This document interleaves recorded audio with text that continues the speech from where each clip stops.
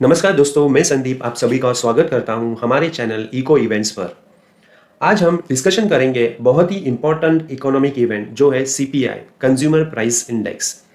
CPI एक economic indicator है जो मेजर करता है हम मींस कंज्यूमर मार्केट से जो भी गुड्स एंड सर्विसेज परचेज करते हैं उन गुड्स एंड सर्विसेज के प्राइसेस में क्या चेंजेस हुआ है कुछ समय में, ये मेजर करते हैं। अगर प्राइसेस बढ़ी है तो कहते हैं इन्फ्लेशन बढ़ गया है, और प्राइसेस स्थिर है तो कहते हैं इन्फ्लेशन इज अंडर कंट्रोल, और प्राइसेस घटी है तो कहते हैं economy is slowing down, means economy ये स्लो हो रही है, मतलब इसकी गति थम गई है। सीपीआई में कौन से कंपोनेंट इंक्लूड होते हैं, मींस जो गुड्स एंड सर्विसेज कौन से इंक्लूड होते हैं, जैसे कि food and beverages, housing, clothing, medical care, transportation, education, communication etcetera. ये सारे कंपोनेंट इंक्लूड होते हैं मेजरमेंट के लिए।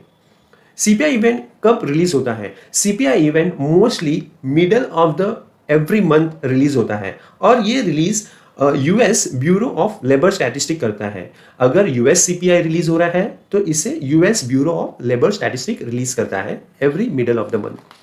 अभी हम देखते हैं ऐसे कौन से इवेंट या डेटा है जो हम स्टडी करेंगे तो हमें आइडिया आएगा कि सीपीआई पॉजिटिव आ सकता है या निगेटिव आ सकता है।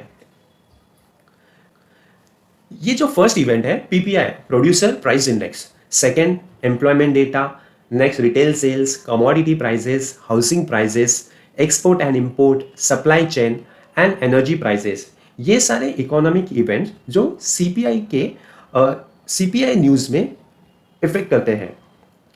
तो देखते हैं ये सारे इवेंट्स कैसे रिलीज हुए हैं लास्टली। देखिए फर्स्ट जो बता रहा है प्रोड्यूसर प्राइस इंडेक्स, ये पॉजिटिव रिलीज हुआ है। तो ये अगर producer price index positive release हुआ है तो ये सीपीआई के लिए पॉजिटिव है, क्योंकि प्रोड्यूसर को इनके प्रोडक्ट के प्राइसेस हाई प्राइसेस पे मिल रही है, तो it's beneficial price for producer.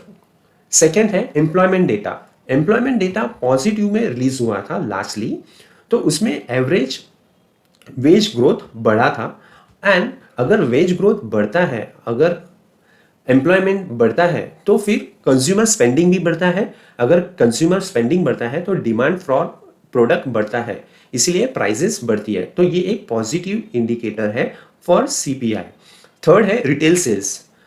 Retail sales lastly release हुआ था पॉजिटिव में, तो इसलिए कंज्यूमर डिमांड बढ़ा है, तो इसलिए रिटेल सेल्स भी बढ़ गया है। Energy prices, lastly energy prices बढ़ी है, हायर एनर्जी कॉस्ट, तो इसलिए सीपीआई के लिए ये पॉजिटिव है। Commodity prices, increase production cost, commodity के प्रोडक्शन कॉस्ट बढ़ गए हैं, तो इसीलिए ये एक पॉजिटिव इंडिकेटर है for CPI. Housing market data, housing market data lastly positive release आया है, क्योंकि हायर शेल्टर कॉस्ट बता रहा है। Higher shelter cost means rent वहां पे कंपैरेटिवली बढ़ गया है, तो इसीलिए ये positive for CPI. Import prices, higher cost of imported goods बता रहे हैं, तो अगर इंपोर्टेड गुड्स का कॉस्ट ज़्यादा है तो वो कॉस्ट पास ऑन हो जाता है कंज्यूमर पे, तो वो प्रोडक्ट का कॉस्ट बढ़ जाता है, इसीलिए ये पॉजिटिव है सीपीआई के लिए। Supply chain indicator, supply chain indicator CPI के लिए निगेटिव बता रहा है, क्योंकि सप्लाई चेन कहीं पर भी डिसरप्ट नहीं हुई है। तो अगर सप्लाई चेन इंप्रूव हुआ है तो इसीलिए प्रोडक्ट का कॉस्ट कम हो जाता है, तो प्रोडक्ट का कॉस्ट कम होता है, इसीलिए ये निगेटिव होता है सीपीआई के लिए।